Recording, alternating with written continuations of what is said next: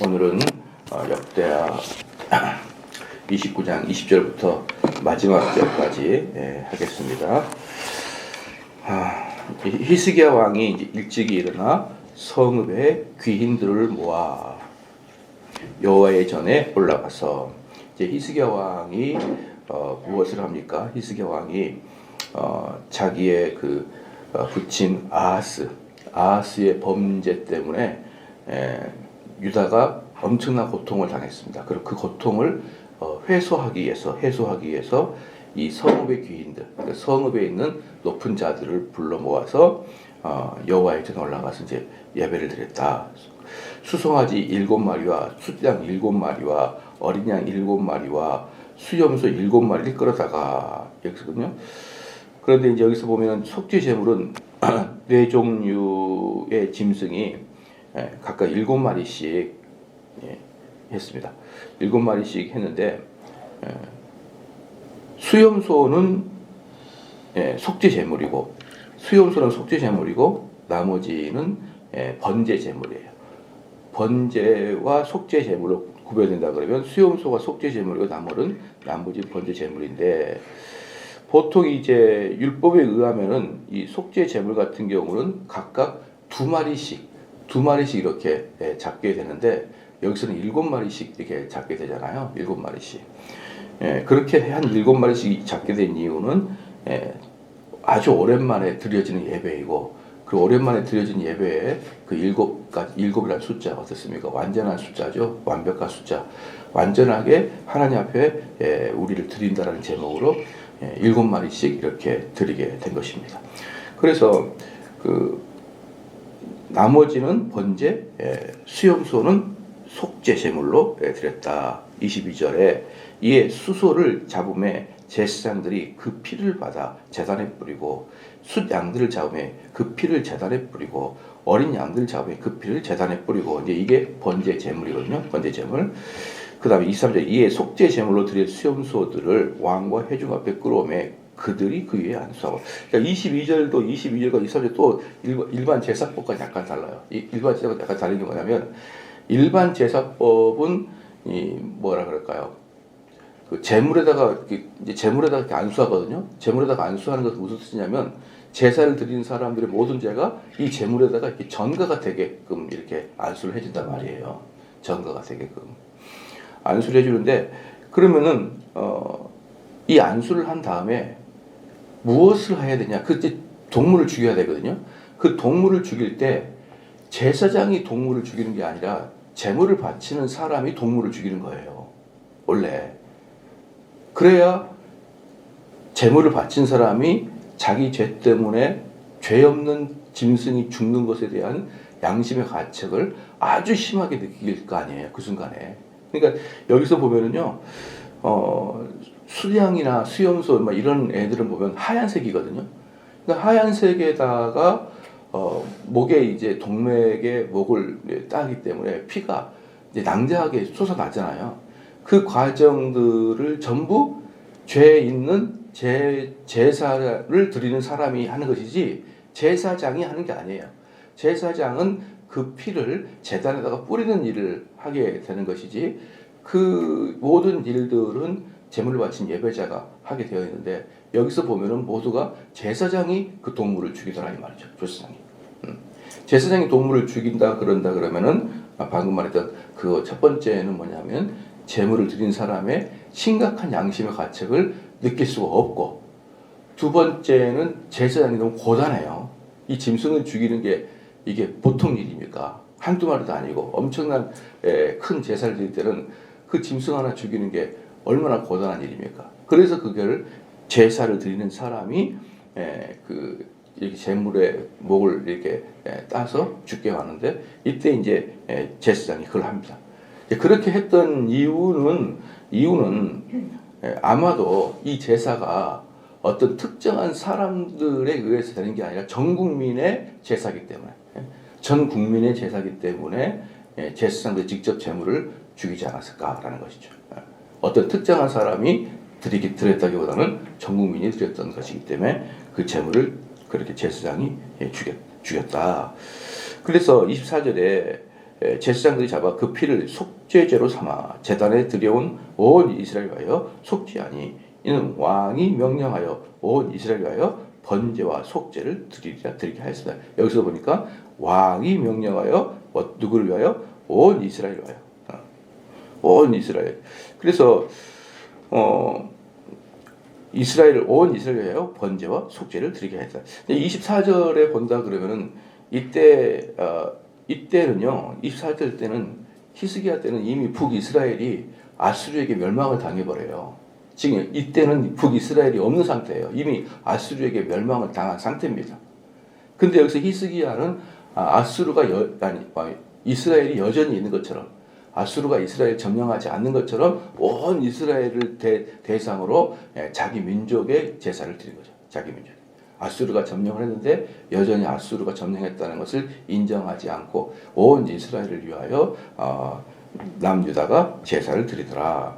25절에 왕이 레위 사람들을 여호와의 전에 두어서 다윗과 왕의 손견자 갓과 선지자 나단이 명령한 대로 재근과 비파와 수금을 잡게 하니 이는 여호와께서 그의 선지자들로 이렇게 명령하였습니다.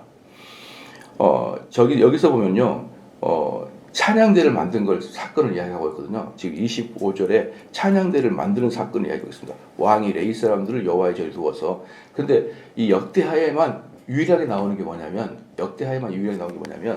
이 찬양대를 만들 때 물론 다윗이 만들었잖아요. 그죠? 다윗이 만들었는데 선견자 갓과 선지자 나단, 이 선견자와 선지자는 뭐 약간의 차이는 있어 똑같다고 보면 됩니다. 선견자 갓과 선지자 나단이 명령한 대로 이 두 명이 선지자들 두 명이 이 찬양대를 만드는데 결정적인 개입을 했다라는 것이 여기 역대하에만 최초로 나와요. 최초로. 이 역대하에만 나온 게 뭐냐면 찬양대를 만드는 게 갓 선지자, 나단 선지자에 의해서 만들어졌다. 다윗의 명령에 의해서 갓과 나단에 의해서 만들어졌다. 그러니까 여기서 무엇을 말할 수 있습니까? 이 찬양대가 그냥 우리가 지금 말하고 있는 찬양대랑은 달라요. 그것은 선지자가 어떤 것가 선지자입니까? 하나님 말씀을 대언하는 게 선지자거든요. 갓과 나단이 하나님을 대언하잖아요. 그러니까 지금 여기서 말하고 있는 건 뭐냐면 찬양대는 하나님 말씀을 대언하는 단체가 찬양대라는 것이죠. 그러니까 이 찬양대는 하나님께서 말씀하고자 하는 것을 노래를 불렀던 것이죠. 그렇잖아요. 지금은 이제 우리가 있는 곡들을 노래를 부르지만 이때만 해도 하나님의 말씀을 하시고자 하는 것들을 노래를 불렀기 때문에 일반인들이 찬양대를 하는 게 아니라 레위 지파 사람들만 찬양대를 하게 되는 것이죠. 그러니까 이제 이런 것들을 근거로 해서 중세 시대는 로마 가톨릭에서는 신부들만 찬양을 하는 것이지 찬양대를 하는 것이지 일반인들은 찬양대를 못했어요. 왜냐하면 선견자 또는 선지자의 개념을 가지고 있었던 게 찬양대였으니까. 그래서 여러분들 그 영화를 보게 된다 그러면은 로마 가톨릭의 성가는 전부 다 신부들이 부르고 있다는 것을 여러분이 볼 수가 있고요. 일반 평신도들은 성가대를 잘 안 부릅니다. 그러니까 신부들이 부르는 사람들은 엄청나게 열심할 거 아니에요. 그들은 전문적으로 찬양을 하는 애들이니까. 그러니까 이제 걔네들의 노래 소리가 엄청나게 신비스럽게 막 들리는데 우리 개신교의 찬양대는 이제 거기에 미치지를 못하죠. 일반인들이 하게 되니까. 그래서 이제 이런 것이 있다. 그래서 이 25절에 다윗과 왕의 선견자 갓과 선지자 나단이 명령한 대로 재근과 비파와 수금을 잡게 하니 이는 여호와께서 그의 선지자들로 이렇게 명령하셨습니다. 이들이 무슨 노래 불렀을까요? 시편을 불렀어요. 시편을 불렀습니다. 26절에 레위 사람은 다윗의 악기를 잡고 제사장은 나팔을 잡고 섬에. 레위 사람들이 뭐라냐면 다윗의 악기를 잡았다. 그러니까 수금과 비파와 이런 것들을 다윗이 만들었다라고 보면 돼요. 그 어릴 때부터 다윗이 악기를 잘 다뤘기 때문에 여호와를 찬양하기 위해서 악기를 실질적으로 다윗이 직접 만들어 가지고 그것들을 찬양대에 보급했다. 그것들을 찬양대에 쓰게 했다라고 나와 있는 것입니다. 그래서 20절 히스기야가 명령하여 번제를 제단에 드릴세. 번제 드리기 시작하는 동시에 여호와의 시로 노래하고 여호와의 시가 시편이죠. 노래하고 나팔을 불며 이스라엘 왕 다윗이 악기를 울리고 이 번제가 뭐라고 했습니까? 번제는 모든 짐승을 태워서 죽이는 게 번제예요. 모든 짐승을 태워서 드리게 짐이기 때문에 이 제사의 가장 중심적인 것이 바로 번제예요. 제사 그러면 가장 떠오르는 게 번제다. 그래서 그 고기를 다 태워드립니다. 다 태워드려. 이따 뒤에 이제 보면은 알겠지만 이런 화목제물 같은 경우는 다 태워드리지 않고 일정 부분만 태우고요. 그 중에 특별히 어디 부분만 태우냐면은 동물의 기름만 태워요. 기름만. 참 보면은 재밌는 게 뭐냐면 동물의 기름을 태우면요.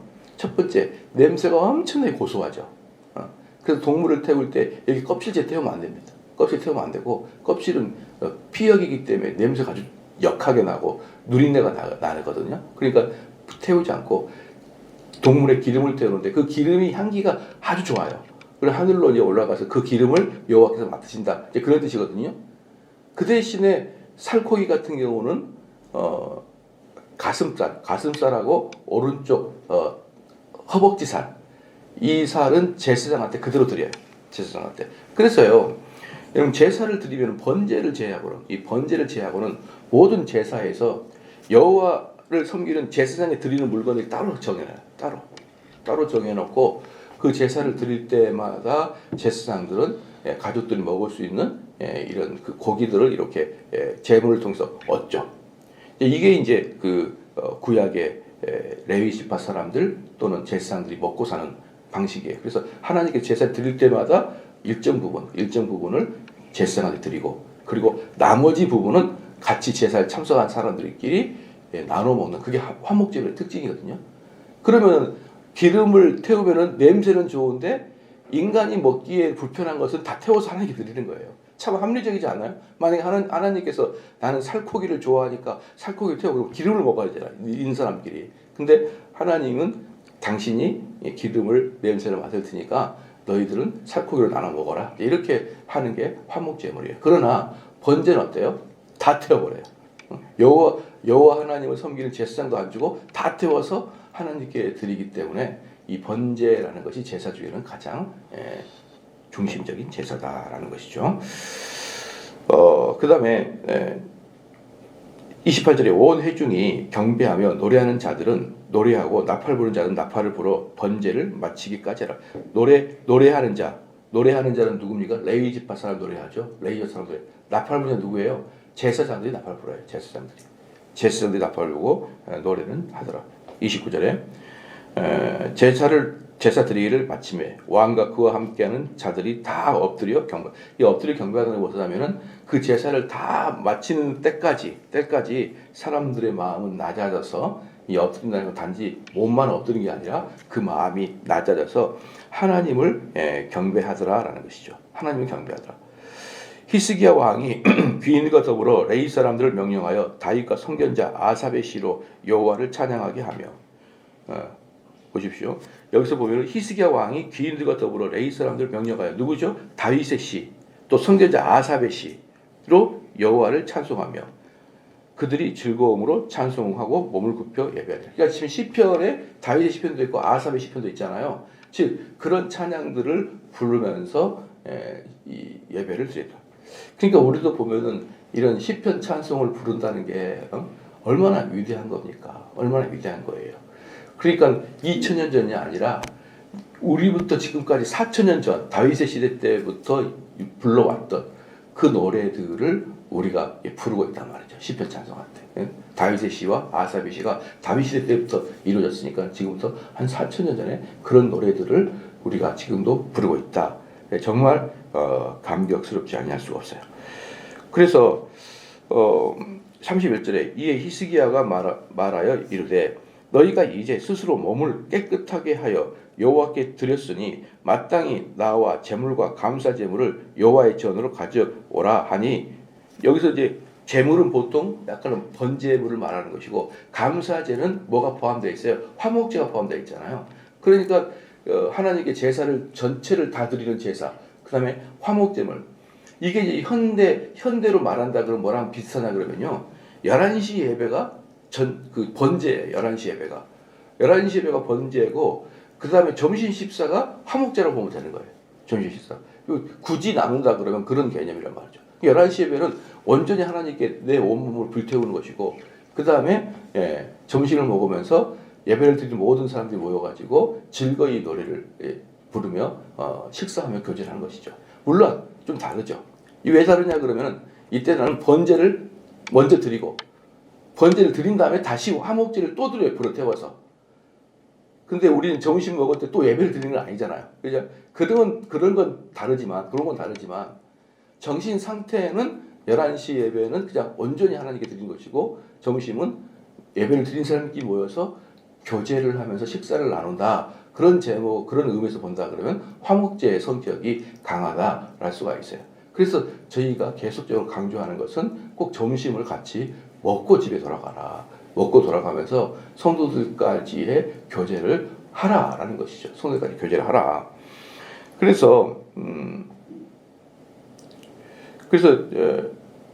30절에 이제 후반부에 보면 찬송함에 그들이 즐거움으로 찬송하죠. 즐거움으로 찬송하는데 즐거움으로 찬송할 뿐만 아니라 그 다음에 몸을 굽혀 예배하리라.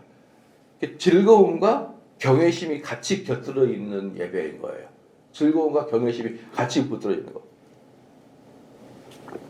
그러니까 이게 주일날 교회를 가면은 어떤 마음이 들어야 되냐면은 하나님을 찬양하고 하나님께 예배드리는 즐거움이 있어야 되고 더불어 그 하나님을 찬양하고 예배드릴 때 그 하나님의 경외심이 막 성장하는 그런 예배를 드려야 돼요. 그런데 이게요 보통 어려운 게 아닙니다. 즐거움을 추구하면은 경외심이 사라지고 경외함을 추구하게 되면 묵직해가지고 딱딱하게 되는 경향들로 쉽게 가는 거죠. 안 그렇습니까? 여러분 누군가를 사랑하면서 동시에 그를 만나는 즐거움과 그를 향한 그 두려움이 경외심은 두려움이 포함되어 있을까요? 두려움과 사랑함이 즐거움이 동시에 이렇게 발현되는 상태가 여러분 사람들을 만나면 언제 이러면 난 저분 만나면 정말 두려워, 정말 경외심스러워, 정말 존경스러워. 근데 만나면 너무 즐거워. 이런 사람 만나는 것은 여러분 쉽지가 않죠. 아마 제가 느끼기에 추측해보면요, 아마 우리나라에서 제일 잘생긴 영화 배우를 볼 때 그 마음이 좀 들지 않을까요? 보면은 너무 그 잘생긴 사람 보면 두렵고 떨리는데 가까이 있기 너무 즐겁다는 거죠. 제가 옛날에 그 연예인들을 한번 이렇게 우연히 본 적이 있었는데 그런 마음이 딱 드는데 움직이질 못하겠더라고. 얼굴을 봤는데 내가 움직이질 못하겠어요. 그 남자를 봤는데 너무 잘생겨가지고. 그런데 너무 경외심이 들기도 하고 너무 즐겁게 해서 만져도 보고 싶고 이게 인간이야, 이게 사람이야, 뭐야 만져도 보고 싶은 그 함부로 할 수 없지만 즐거운 그런 느낌이 그때 누구였냐면 장동건을 제가 버스에서 만났거든요. 장동건이가요. 버스를 딱 탔는데 학원 재수할 때 학원에 다녔던 애였어요. 그 애를 그 학원에서 제가 몇 번 이렇게 봤었어요. 이렇게 봤는데 그 20살 때니까 장동건이가 연예인이 되기 전이었거든요. 근데 그걸 보는 순간 몸이 멎어버려요. 여러분 그게 경험 안 해보면 이해를 못합니다. 보는 순간 몸이 멎어요. 이런 게 다 있어. 근데 그 친구가 버스를 탔는데 정말 버스가 그냥 빛이 나기 시작. 정말이에요. 뭐 얼굴에서 빛이 나는 것 같아요. 그래서 연예인들은 여러분들이 볼 때 저 사람 잘생겼다 이런 급이 아니에요. 그냥 천상계의 그런 얼굴을 가지고 있어요. 그걸 보면서 제가 얼마나 충격을 받았던지 학원이고 뭐고 다니고 싶지 않더라고요. 모든 인기가 그 형제한테 갈까 봐. 그냥 지나가면 무슨 광채 하나가 지나가는 것 같아요. 어디서든 보입니다. 그래서 이거 연예인들은 완전히 다른 얼굴을 갖고 있구나. 우리가 볼 때 잘생겼다 이런 개념은 아니더라고요. 그런 개념이 아니에요. 그래서 그런 느낌인 것 같아요. 너무 멋있고 너무 고상한데 가까이 하기 너무 두려운 상태. 이게 지금 예배를 드릴 때 여러분 그런 상태의 마음인 거예요. 그렇기 때문에 우리가 여러분 교회를 한번 생각해 보세요. 교회를 생각할 때 어떤 교회는요 막 찬양하고 즐겁게 예는데 즐겁게 찬양하고 즐겁게 교제하는데 거기에는 하나님의 묵직하신 경외함이 없어요. 근데 어떤 교회 가면은요 그냥 딱딱하고 뭐라 할까요, 지겹고 고리타분하는데 그런 하나님의 묵직함인데 성도들 간에 즐거운 교제가 없어요. 이런 교회들이 많습니다, 여러분. 근데 그 하나님을 예배를 드릴 때 그 두려움과 경외하심에 빠지면서 동시에 화목제물 나눌 때는 즐거워하는 교회, 정말 여러분 이런 교회들을 우리 추구해야 된다라는 것이죠. 그래서 그게 바로 30절 말씀이에요. 찬송함에 그들이 즐거움으로 찬송하고 그 다음에 몸을 굽혀 예배하니라 라는 것이죠. 이게 히스기야가 말하여 이르되 너희가 이제 스스로 몸을 깨끗하게 하여 여호와께 드렸으니 마땅히 나와 제물과 감사 제물을 여호와의 전에 가져와라 하니 여기서 뭡니까? 제물이 뭐예요?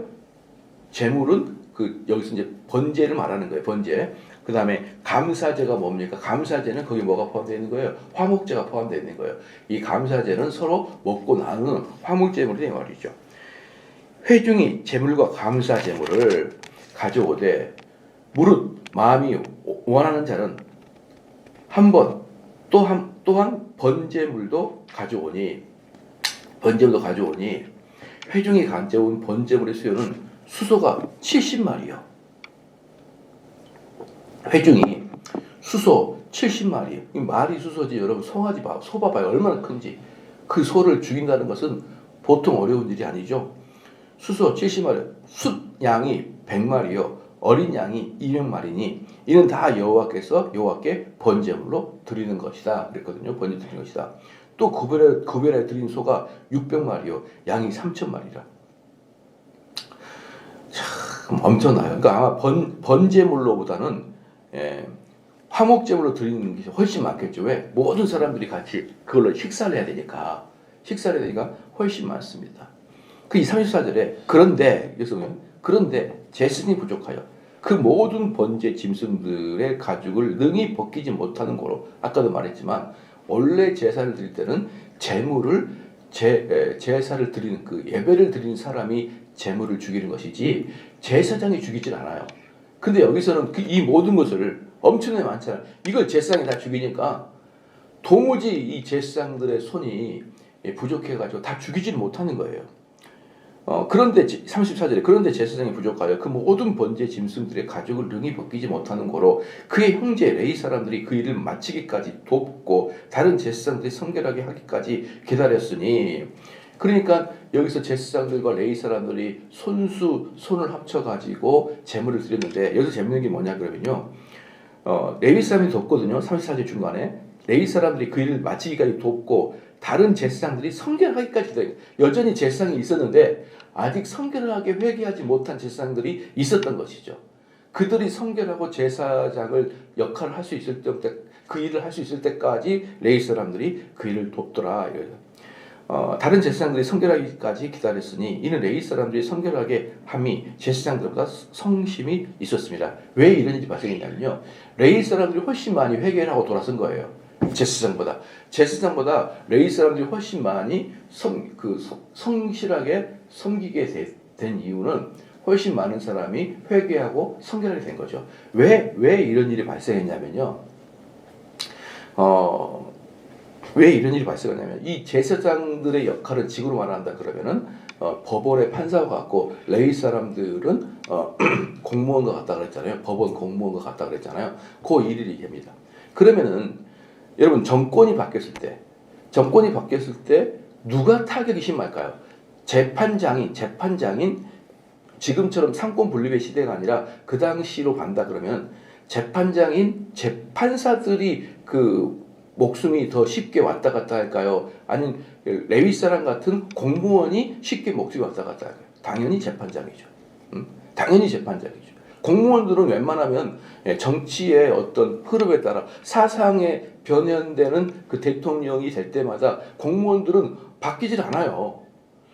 오히려 누가 바뀌냐면 공무원들 그 위에 있는 선출직 애들이 막 목숨이 왔다 갔다 하는 거예요. 왔다 갔다 하는 겁니다. 그렇기 때문에 여기 있는 제사장들이 그 갑자기 히스기야로 바뀌면서 히스기야로 이게 정권이 확 바뀌면서 그 히스기야 아버지 아하스 때 제사를 드리지 않았던 제사장들이 그 마음대로 한꺼번에 바꾸지 못해요. 왜? 또 어떤 일이 발생할지 모르니까. 근데 거기에 속해 있는 그 공무원들, 레위 사람들은 왕이 되자마자 마음을 바꿔버려요. 왕이 되자마자 그렇게 바꿉니다.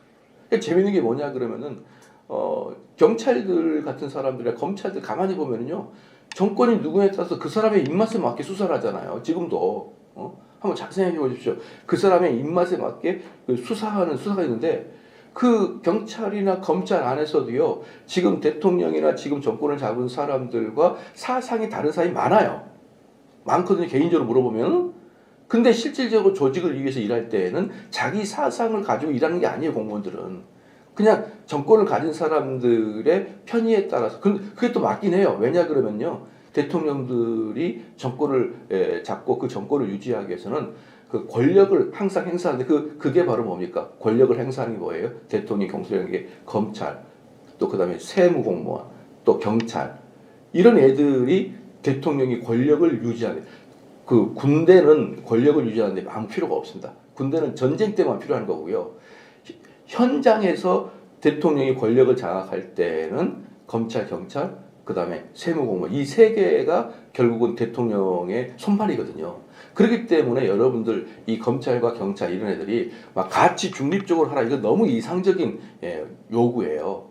대통령이 딱 되면은 그 대통령이 이 나라를 끌어가는 철학에 의해서 움직이도록 얘네들은 움직이게 되어 있는 게 얘네들이에요. 이해가 되셨죠? 그래서 대통령이 이놈은 나빠, 그러면 조사하게 되어 있는 거예요. 그래서 이렇게 대통령의 권력을 움직이려고 하는 세무, 경찰, 검찰 얘네들은 정권자의 입맛에 맞게 돌아가게 되어 있다라는 것이죠. 그리고 그게 원래 그것이 만들어질 때도 정권 유지를 위한 대통령의 손발이거든요, 걔네들이. 그러니까 걔네들은 정권이 바뀐다고 해서 너 저번 정권 때 말이야, 너 저번 정권 대통령에서 열심히 일했던데 수사관 너 말이야, 너 빠져, 이렇게 하지 않고 누구만 칩니까?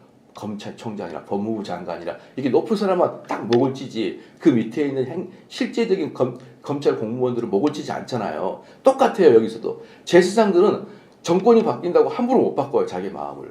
근데 레위 지파 사람은 공무원이기 때문에 그 정권에 맞게 여호와 하나님을 섬겼다가도 또 이 우상을 숭배한 아하스 같은 왕이 있으면 또 우상을 숭배하고, 이렇게 영혼 없이 자기 일을 하기 때문에 레위 사람들이 훨씬 빨리 회개하고 자기 제사를 드리기에 합당한 이렇게 성결 요건을 갖췄다는 비해서 제사장들은 아직까지 굼뜨게 회개가 진행돼요. 혹시 또 정권이 바뀌면 어떻게 될지 모르니까. 그래가지고 이렇게 많은 제사장들이 뭡니까? 그렇게 보면은 34절에 보면은 중간에 레위 사람들이 그 일을 마칠 때까지 돕고 다른 제사장들이 성결하기까지 기다렸으니 이는 레위 사람들이 성결하게 함이 제사장들보다 성심이 있었습니다. 이렇게 말하는 것이죠. 알겠죠? 제사장들이 뭐 덜 경건하고 레위 지파 사람이 더 경건해서 이런 일이 발생했다기보다는 방금 제가 말했듯이 제사장들이 윗사람이니까 상당히 신중하게 이들은 돌아섰다. 히스기야를 바라보면서 또 저 사람이 어떻게 될지 모르잖아요. 그동안 엄청나게 당해왔잖아요. 그죠? 34절에 35절에 번제와 화목제의 기름과 각 번제에 속한 전제들이 많았더라. 번제와 화목제를 드릴 때 뭐예요? 기름. 이 소고기의 기름을 또 양고기의 기름을 드리고 각 번제에 속한 전제들이 많았더라. 번제에 속한 것은 전체를 다 드리는 제사가 전제거든요. 번제는 전제를 드렸더라. 이와 같이 여호와의 전에서 섬기는 일이 순서대로 갖추어지니라. 이 일이 갑자기 되었으나 하나님께서 백성들을 위하여 예배하셨으므로 히스기야가 백성과 더불어 기뻐하였더라. 이게 뭐냐 그러면요, 너희들 눈에는 이 일이 지금 갑자기 벌어진 것 같지, 그 말이에요. 너희들 눈에는 이 일이 갑자기 벌어진 것 같이 그렇지 않다. 뭐냐? 하나님이 이미 이 일을 오래전부터 예비하셨다. 하나님이 이 일을 오래전부터 예비하셨다. 그래서 이 일을 예비하셨기 때문에 히스기야가 백성과 더불어 기뻐하였더라. 히스기야가 더불어 기뻐해요. 이게 지금 결론이 뭐냐 그러면요, 지금 남유다가 이렇게 고통을 당하는 것, 아수르의 침략을 받잖아요. 아수르에 이미 북이스라엘은 아수르의 멸망을 당해버린 상태예요. 이제 아수르는 없어요. 우리나라로 말한다 그러면 참 억울한 일이 뭘까요?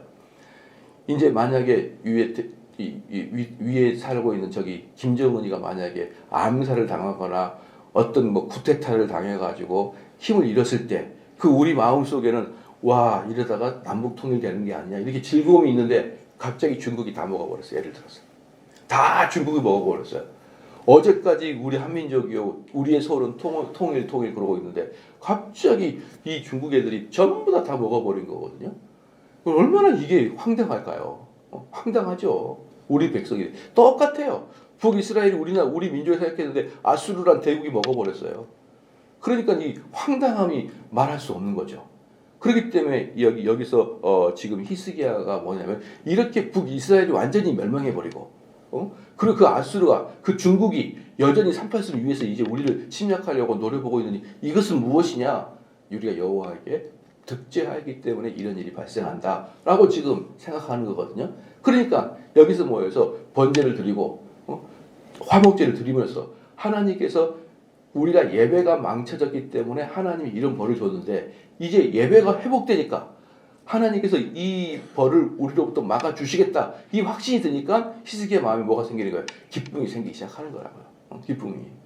바로 이것이 바로 지도자가 어떻게 진단하느냐, 우리 한국 사회의 문제를 어떻게 진단하느냐에 따라서 그 해결책이 나올 것이고 그 해결책을 정확하게 짚어낸 지도자가 결국은 이 나라를 살리게 되더라 이 말이에요.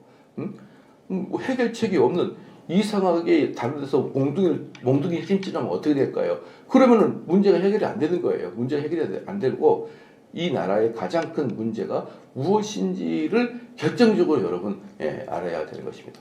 저는 참 그 자유라는 그 자유함이라는 그 어떤 뭐라 그럴까요? 그 야누스의 얼굴 같아요.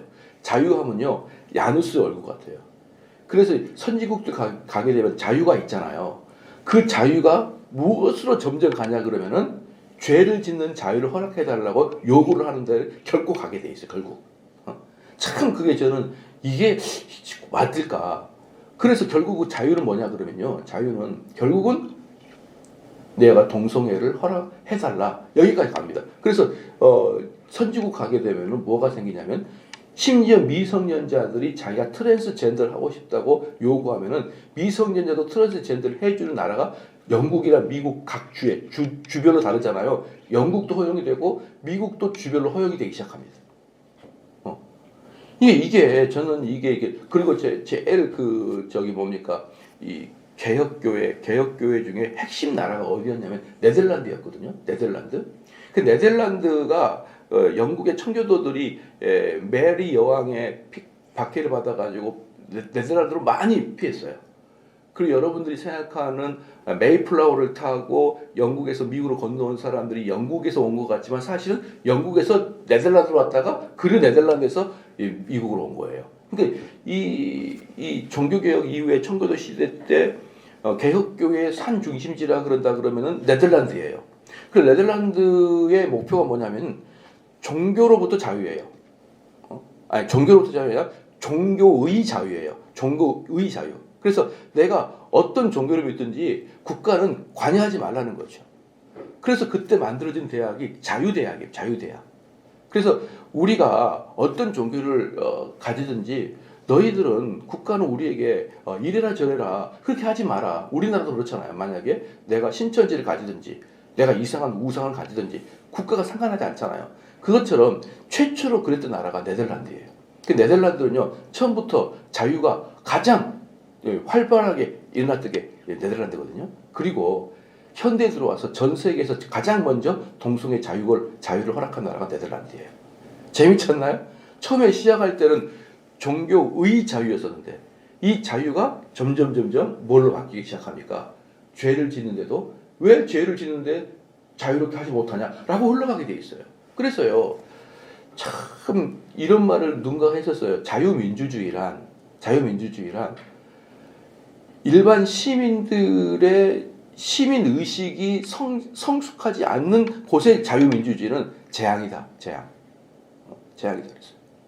학교 같은 경우도 옛날에 저희들이 학교 다닐 때는 얼마나 선생님이 두들겨 팼나요. 지각 가면 팼고 학교에서 점수가 떨어지면 공부 못한다고 팼고 뭐 떠든다고 때리고 학교 가면은 두들겨 맞는 일이 다였거든요. 선배가 때리고 친구가 때리고 선생님이 때리고 온통 그렇게 억압받다가 갑자기 어느 날 이제는 모든 곳에서 때리지 마라 그랬을 때 또 무슨 문제가 발생합니까? 나쁜 놈들이 득세해가지고 혼란하고 막 학교를 엉망으로 만들고 이런 것들이 뭘 어떻게 해야 될지 모르겠어요. 억압을 주자니 너무 강제가 되고 억압을 풀어주자니 이 애들이 또 득세하는 애들이 또 나쁜 애들이 득세하고 정말 이런 일들을 보면 인간은요 어떤 제도를 하든 인간이 하게 되면은 악하게 될 수밖에 없는 것 같아요. 제가 한번 보면요, 여러분 이란이라는 나라 있죠. 이란의 나라는 참 재밌습니다. 왜냐면 그 나라에는 이란이라는 나라는 투표를 통해서 대통령이 나와요. 투표를 통해 대통령이 나오는데 그 투표를 하려고 만약에 후보자를 몇 명을 뽑잖아요. 그때 그 후보자를 뽑을 때 그 이란의 성직자 중에 최고 두목이 얘는 안 돼, 얘는 돼, 이렇게 마지막에 낙점을 하는 또 일이 생겨요. 그러니까 얘는 되고 얘는 안 돼. 그리고 마지막에 투표해서 대통령이 돼도 거부권을 행사할 수 있는 게 이란의 최고 우두머리예요. 그러면은 사람들이 말합니다. 아니, 그게 무슨 자유입니까? 그게 무슨 자유예요? 결국은 그 호메르라고 하는 최고의 종교 지도자가 얘는 되고 얘는 안 돼. 결국은 그 사람에서 선택된 거예요. 그 형식은 온 국민이 자유롭게 투표하지만 실질적으로 낙점을 하는 것은 이 사람이잖아요. 이렇게 얘기를 하게 되니까 사실은 이란에는 자유가 없어요. 자유가. 근데 이란은 이런 말을 합니다. 이런 말을 해요. 여러분들이 한번 잘 생각해 보십시오. 옛날에 그 미국 대통령 중에 트럼프가 대통령 됐을 때 여러분 기억을 한번 해봐요. 트럼프가 대통령 됐을 때. 우리나라에서 트럼프가 선거하기 전에 98%가 트럼프는 대통령이 되면 안 된다고 우리나라의 설문조사에 나왔어요. 알고 있습니까? 단 2%만 트럼프가 대통령이 돼야 된다라고 우리나라 사람들의 설문조사가 나왔단 말이에요. 그리고 미국도 80% 이상이 설문조사하면 트럼프는 되면 안 된다 그랬어요. 근데 트럼프가 딱 됐어요. 그죠? 놀랍게도. 그때 수많은 사람들이 뭐라고 하는지 아십니까? 이거 망조다. 망조. 망조다. 그리고 이번에 대통령 선거 때도 어떤 말들이 많이 나왔냐면 누가 좋냐의 선택이 아니라 누가 덜 혐오스럽냐의 선택이었다. 이런 말 여러분 들어보셨죠? 이번 대통령 선거 이전에도. 그것처럼 호베르 닐스가 뭐라고 하냐면요. 너희들 서방국가 잘 들어. 이겁니다. 잘 들어. 너희들은 원하지 않고 이상한 대통령이 돼도 할 말이 없잖아. 응? 이상한 대통령이 돼도 누가 막아주지 않잖아. 근데 우리 성직자가 막아줘. 이 말이에요. 뭐가 낫습니까, 여러분? 트럼프 너무 이러면 안 돼. 당선이 돼도 이러면 안 돼. 자기 나라는 그렇게 할 수 있다는 거예요. 근데 우리 서방 민주국가는 어때요?